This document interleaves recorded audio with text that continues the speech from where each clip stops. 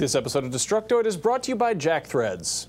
Coming up on Destructoid, Dead Space 3 shows off its modular weapon system, Far Cry 3 shows off its modular bear system, and to celebrate Mega Man's 25th anniversary, Capcom is releasing a social iOS JRPG or something. Plus, we have prizes, so many prizes for you to win right now live on Destructoid. We love you.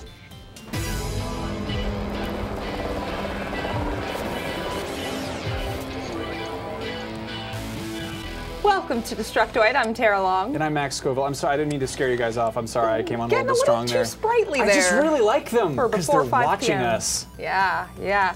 So we're live today. We're live. We've been live every Friday forever, it seems, but we haven't announced it in a while. So just in case you guys don't know, we're live right now. Like, anything could happen. Unless we're not, and you're watching the recording of this. But currently, at this very time for us that's being recorded, we are live. Yes. This happens every Friday at 3:30 p.m. Pacific time. It's not like some kind of roving mystery treasure hunt show. It's right here on youtube.com/dtoid where you are watching it live if you're watching it live. So anyway, let's get into the thing.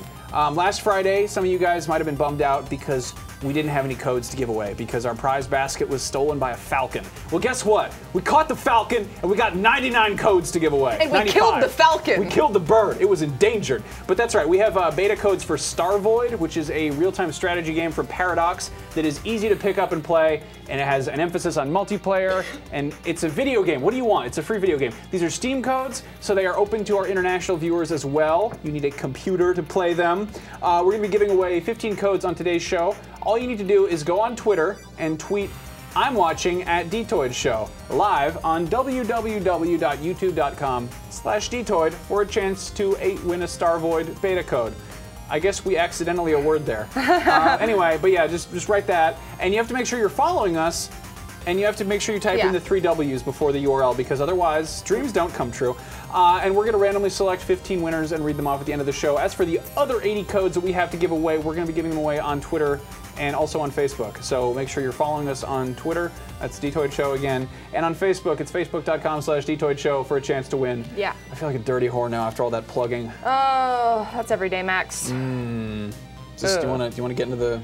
All right. Okay. So before we get into the meat of today's show, there were some disheartening rumors floating around the web this morning that game streaming service OnLive has shut down and laid off its entire staff. Game designer Brian Fargo from NXile Entertainment is the one who initially made the report after receiving an email from a now former employee claiming that everyone in the company was let go. The email also mentioned that a new company would be formed in OnLive's wake, but they didn't exactly say what. So who knows? Meanwhile, OnLive is pretty much denying the whole thing. Their first response to the whole debacle was a typical PR response. We don't comment on speculation or rumors. Well, you just did. Yeah, technically you did. That was a dumb comment, too. But now an OnLive spokeswoman is allegedly claiming that the company did not shut down and that OnLive is just fine. So based on all the rumors and various sources and articles I've read, it now seems like the most likely option is that the company has laid off either all or a good portion of its staff, and then they've also, according to some sources, filed for a special California form of bankruptcy, which is not quite full bankruptcy, but apparently they plan to keep the service up and running for the time being. OnLive has been around since 2010, so not really that long, and the service has changed a lot over that time. That might have been responsible for some customer confusion over what exactly OnLive is. We don't really know, but not to mention the fact that cloud streaming still faces tons of technical challenges. It's a hard business to be in. And we tried OnLive here a few times. It worked pretty well. It's definitely an interesting idea, and I do believe that that's where the future of games is headed. But obviously there needs to be a lot more research before we can get to that point. Regardless of that, our thoughts go out to OnLive and whoever may have been affected by layoffs. Here's hoping you guys land on your feet. If I had a bottle of liquor or something, I'd pour one out for my OnLive homies, but I don't, so I'm just going to drink this boring water. Boring water. But yeah, the video game industry, it's fun when you're outside of it watching it happen, but that's got to be scary for people. Or when you get to do our jobs and drink and play video games That is a fun thing. Anyway, on Wednesday, Zach and I went to play a bit of XCOM, Enemy Unknown. Spoiler alert, the unknown enemies are just aliens. We dabbled a bit in the tutorial, but mostly obviously, we were playing the multiplayer, and we had a nice time. Oh. Here is my book report. The tutorial bit we played sort of helps you learn the game's controls, which are pretty intuitive considering that it's a pretty complex strategy-based game on a controller. You move your squad by like dragging a cursor, which kind of snaps to different cover points. You've got like full cover and partial cover. And there's the unknown enemies right there. Oh, they look like the tiny little baby from Ally McBeal. They look like aliens, Tara. But yeah, as far as combat goes, it's sort of like a cross between Fallout 3's VAT system and a JRPG. Each squad member has different weapons, items, skills, and you can sort of choose who you're attacking, and it shows you the percentage of likelihood you're going to hit them. It all looks very slick. And it all plays pretty well too. The first mission had our squad dropping into a city in Germany, and we sort of made our way through some wreckage, and they were like, where are the aliens? I don't know, hide behind that thing. We're like, okay. And that sort of just trains you to move your squad between cover points. And then after I moved my dudes inside a warehouse, I was shown how combat worked by having a brief firefight with some aliens. And instead of just having this as like a training exercise, they just killed off 3 of my squad members, and there was like 1 guy who survived, and they sent him back to base. And that's where I learned how to assign skill points and weapon upgrades and stuff. That's the whole, they call that the ant farm, the whole side view. It's great. You can zoom in on everybody. You can see the people on the treadmill. I felt super creepy because there was a girl on the treadmill, and I was just zoomed in on her. But yeah, the overall vibe of the game is like a cross between Mars Attacks and Small Soldiers and Men in Black. It has like kind of a cool toyish feel. But yeah, they're just like, this one dude survived. You better give him an upgrade. Give him a promotion. And I'm like, okay, you can have 2 points in your skills or whatever. The multiplayer, on the other hand, is great. It's actually it's very separate from the single player. It's totally just a different thing. I was hoping to be like a more technical version of Worms, because that's my level of expertise in turn-based strategy, and it's sort of got like that going for it, but not really. Before a match, you pick the amount of points you have, and you and your opponent both have like you have like kind of a budget for your points. And then you use the points to pick your squad's loadout. It's totally independent from the single player, so you can mix and match between humans and aliens. You can have them living in under the same roof, even if they're not married. It's no big deal. It's all very casual and progressive. But yeah, you get your aliens and the XCOM guys on the same team, and you can kind of they have different abilities, obviously, because the aliens, they're all different species, and they all have kind of different skills. Whereas the XCOM soldiers are just humans, and when you select a soldier, you sort of pick his rank, his class. You can set up the primary and secondary weapons as well as items, and you're not forced to spend all your points or even to have like a set number of squad members. You can basically have like 2 super overpowered guys, or you could have like 6 like little wiener guys running around being wussies. But it's pretty cool. It's very customizable. The number of points each player gets is customizable, so you can have like a super huge budget, or you can play within a certain amount of confines. And the match length is adjustable too. Overall, XCOM Enemy Unknown is showing a ton of promise. I'm really excited about this. It takes a special kind of game to get my attention for multiplayer. But it just makes me think of like playing with G.I. Joes in my backyard, just making them do it. Just me and Zach just sitting there with G.I. Joes, and he's like, your guy's dead. And I'm like, no, he's not. I'm like, yeah, he is. I killed him. But yeah, we're going to be putting up a more detailed preview over on Rev3 Games, so stay tuned for that. That Zach is a real dream crusher. Shadow Boy Tyler, happy birthday. It's his birthday. People are also asking what they have to tweet to get one of those codes. We'll say it again right after our sponsor break, so you guys will have to watch it. In the meantime, here you go. I'm going to talk about Dead Space 3 for a little bit. I'm gonna cyber with some babes. A few weeks ago, I told you guys about the new weapon crafting system that's coming to Dead Space 3, and now thanks to Gamescom, we've got a whole dev diary video to look at and a whole preview to read, courtesy of Destructoid's Hamza Aziz. So there's actually a lot that you're going to be able to do in the new weapon bench system besides just combine weapons, which is kind of what it seemed like before. But you can actually create them completely from scratch, and they show a pretty detailed example of that in the video. You can see that the first step is selecting a frame for your weapon. They've got a choice of standard and heavy. Then you choose what kind of engine you want. You can actually have multiple engines on one gun. So for example, in the video, they show a gun with a Tesla core engine on top that electrocutes enemies, and then a pneumatic torch engine on the bottom that shoots fire, so you can electrocute people and then set them ablaze, which is really nice. And then on top of that, you can also adjust the gun adapters and add attachments as you see fit. So there's a lot of room for customization here. Of course, you can still upgrade weapons by just plain old salvaging parts. And if you're not in the least bit crafty or you don't care about any of this, they've got a list of gun blueprints from which you can make weapons as well. well. If you make something awesome also that you're really proud of and you want a gold star, you can share that blueprint with your co-op partner so they can use the gun too, which is pretty cool. If you're interested in seeing some of the weapon combinations that you can create, there's a bunch listed over on Hamza's post on Destructoid.com. I'm not going to list them all, but they're all really cool sounding. Also, other Dead Space 3 news related to Gamescom. It has a release date now, which is cool. February 5th, 2013, which is not my birthday, which is in February. So there's a huge oversight right there. But I won't complain about it coming out earlier.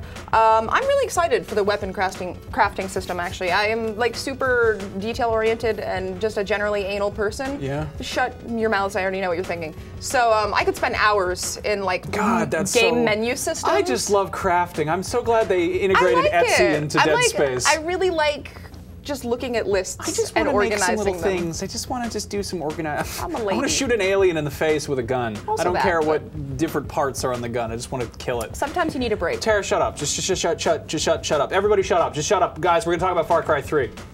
Okay, when I heard there was a new trailer for Far Cry 3 coming out of Gamescom, I immediately took off my pants because I didn't want to soil them out of sheer excitement. However, upon seeing this new trailer, I have put my pants back on and then promptly crapped in them out of spite and disappointment. I didn't actually do that. I don't want to give the wrong message. The new trailer shows off the co-op aspect of Far Cry 3. It's got a four-player co-op. You've got these 4 castaways who get captured by pirates, and then they escaped, and then they shoot some stuff. And it's on an island at some point, but they're on a boat first. It's pretty straightforward. And I'm sure it's going to be well executed and fun and everything. But if you didn't tell me this trailer was for the beautiful, crazy, sexy, insane, colorful, interesting Far Cry 3, I would not have known, because it just looks like some people shooting some stuff in hallways. Oh look, now they're on a boat. Now it's interesting again. Oh, but the trailer's over. The characters that they show off are a hitman or a crooked cop, the hitman, the soldier, the ex-soldier, and then the thug. So it's like, that could all be the same person. I mean, like, if Max Payne was in the military, that would be like a bunch of his different job titles. Thankfully, all my hopes for Far Cry 3 have not been destroyed by this one boring trailer. Hamza put up a preview of his hands-on time with the game, and if there was any concern about this being a proper open world, worry not. He said the island looked huge, comparing it to the one in Just Cause 2, saying it was actually bigger, or seemed bigger, and he described some encounters with buffaloes, and wolves, and a wild goat, and holy shit, Komodo dragon. Whoa. There are big lizards and deer. You can shoot them with your bow and arrow. And if you're as stoked about this as I am, you should go read Hamza's write-up as well as every other write-up, because they're all different, because everyone's doing different shit, because it's an, oh my god, what is going on here? God, it's like Ted Nugent's vacation videos. There's a tiger just walking, and some other animals. I was actually having a shouting match over Twitter with Mitch Dyer and Keza McDonald from IGN, and they were talking about their write-up where there's, oh shit, a shark. Oh my god! Punch it in the face, punch it, yeah, get it, punch it in the face. Yeah, there we go. You couldn't punch a shark like that if he was biting your leg. Yeah, the best news to come out of this, though, there are bears in Far Cry 3. Oh no, but wait, there's more. Sexy bears. Bear with me a moment. If you could get a bear, you could use the bear as a weapon. You can shoot that cage, and the bear goes running out and it fights the guys. Why doesn't he go running to you when you're the one who shot the cage? Why are you complaining? You can actually apparently get bears to chase you and like lead them through camps, and people will shoot at the bears, and then the bears will try and bite them with their bear teeth, and then you can just run off in the corner and have like, I don't know, free time for a minute, read your book or whatever, because everyone else is preoccupied with bears and guns. But yeah, everyone who's writing about this game is having like different stories about it. It's looking very cool, very exciting. It's got tactical bears, guys. Are you seeing this? And that was an exploding arrow. That's cool. There's a lot of things happening. Oh, just throw a mine there. Why not? Okay.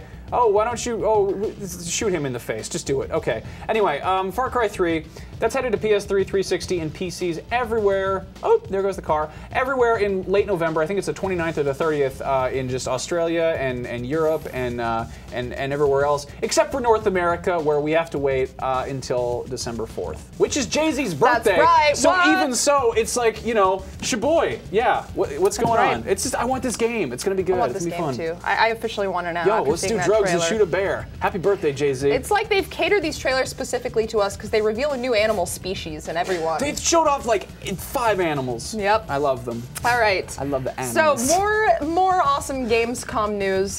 Valve made actually several announcements this week, none of which were the announcements that any of us actually wanted to hear. But at the very least, lazy people now have something to look forward to. By lazy people, I mean me. Oh, it went to you. That's how you know it's live. So last night's episode of Game Trailers TV gave the world its first look at Steam's upcoming Big Picture mode, which according to Valve's Greg Coomer, will allow users to hop into a beta, click a button, and see Steam reformatted for your TV and usable with a PC game controller or a mouse and keyboard. Of course, there is no word yet on whether or not this will obscure my sexy, gaby, baby desktop background image, but I will keep you guys posted as that story develops. I wouldn't want to cover his sweet, precious face up. We might have to make that wallpaper available online later. Oh yeah, it'll be down in the description after this episode gets posted. As for Big Picture mode, that has not been given a release date yet, but according to Valve, there will be a beta launching sometime early September, so very soon. I also know there are like literally millions and millions of you who have been salivating daily over the possibility of a Steam Box console, and rest assured, Valve is still shopping the idea around to hardware manufacturers. But for the time being, Big Picture mode seems like an acceptable substitute, assuming you've got a halfway decent computer or laptop.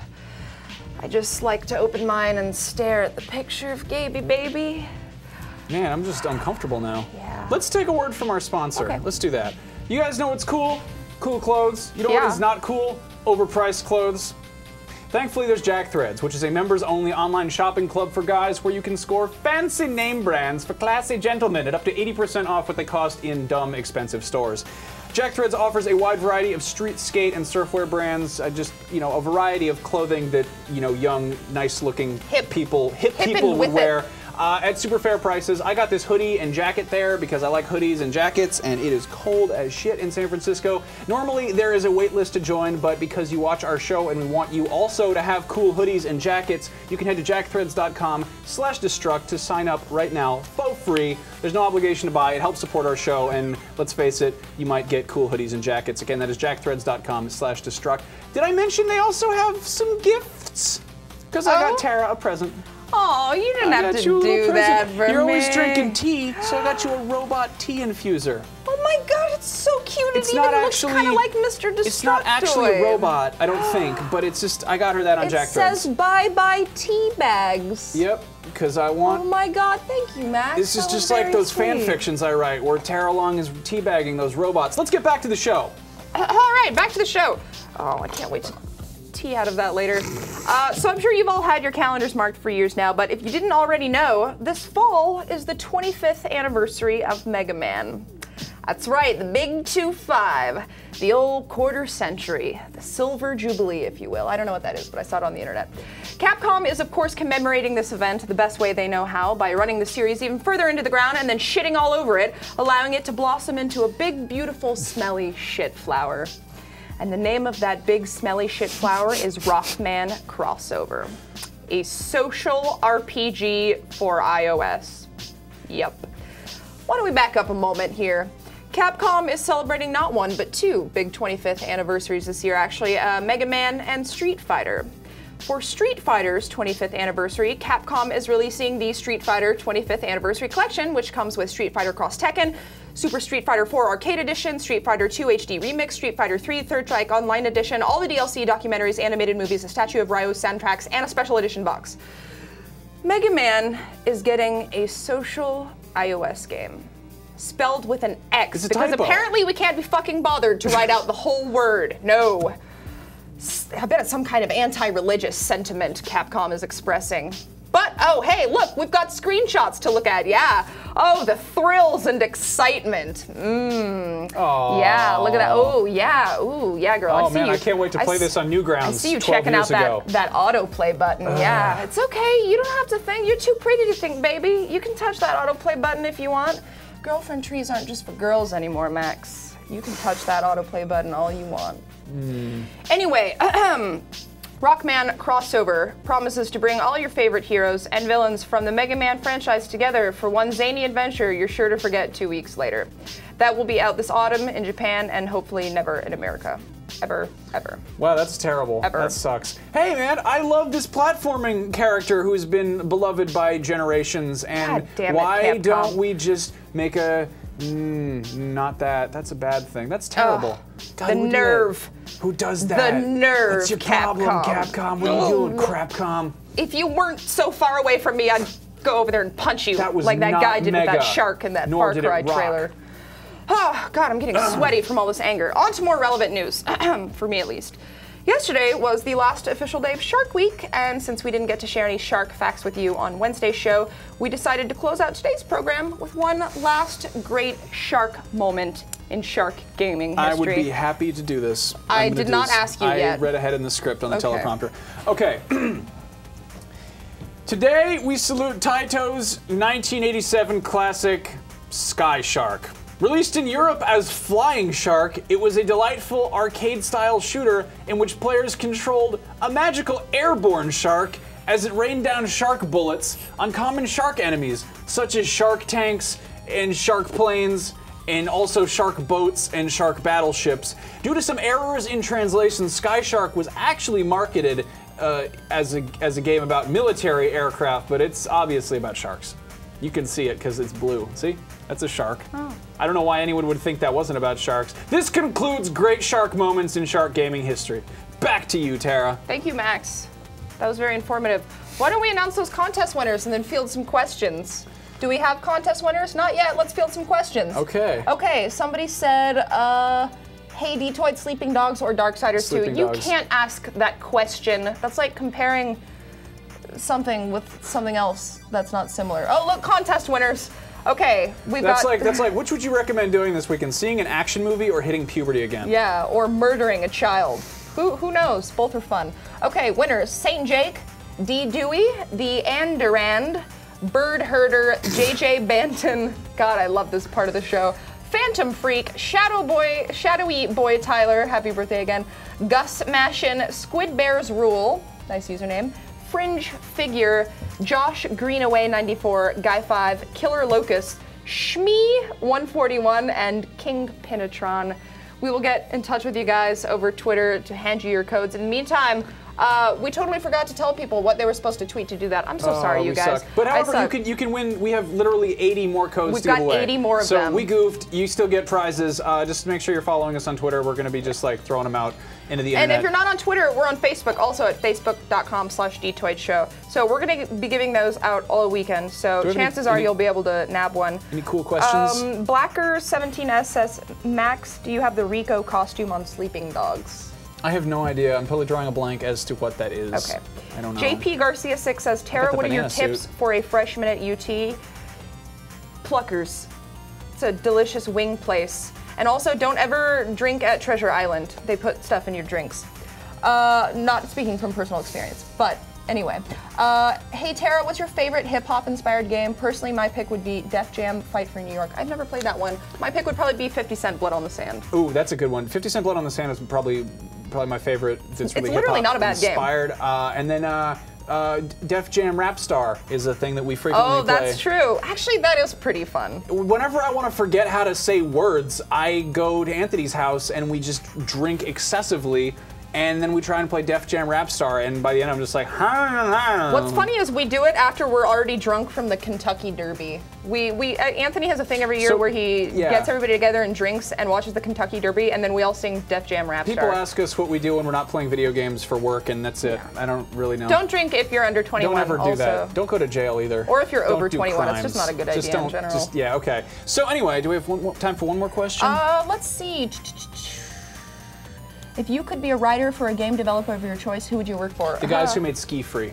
Oh. I want a gritty Ski Free reboot. Ooh, where you can that'd be actually good with fight like the a Yeti. dark backstory. Yeah, I Like, think it'd how be did all cool. that snow get there? Yeah. Who knows? I'd like to do Motorstorm Tactics. It'd be a turn-based racing game. My answer's probably cliche, but it seems like super fun to be a writer at Gearbox. But apparently there's only like one of you, so I don't know how fun that would actually be, just me sitting in a room writing by myself all day. Oh boy. Oh, also they hate women. I'm Okay, just let's kidding. I'm just go kidding. home now. That's about all the time we have for today's show. We thank you guys for watching. Yeah. We always have fun doing this. We love you. If you need more video game videos up inside your face and around just your face area, we have a ton of content over on Rev3 Games channel. That's youtube.com/Rev3Games, as well as right here on Dtoid. If you want to know about Sleeping Dogs versus Darksiders 2, Tara put her Darksiders 2 review over on Rev3 Games, and I put my Sleeping Dogs review on this channel right here. I also put dumb outtakes from Sleeping Dogs in a video called Video Games Are Dumb, which is literally just 2 minutes of like me like punching cars and kicking over garbage cans. You can go watch that. We also just put up this week's Casual Friday, in which we tackle the hard-hitting issues of how much of a misogynist Tara is. What? You're really sexist. I'm sorry. Yeah. Anyway, yeah, you want to say the last part? Sure. You guys should go follow us on Twitter. I know we've plugged it like 5 times in this episode already, but we haven't plugged our personal Twitters. The show is, of course, Dtoid Show. I am Tara Longest, and this ridiculous jackanape. What is that? Who wrote that in the script? I wrote that in there. Okay. You're Max Scoville. You suck at reading. People already know who you are. We don't even have to say your Twitter name. Anyway. I mean, really. Yeah, so be sure to subscribe, like, comment, thumbs up, and then recycle. Like we said, we do this every Friday at 3:30 p.m., and we let you guys know when we don't do it. Yep. Usually it's something important. Like a meteor shower. Yeah. You guys have a great weekend. We will also have a great weekend. See you back here on Monday.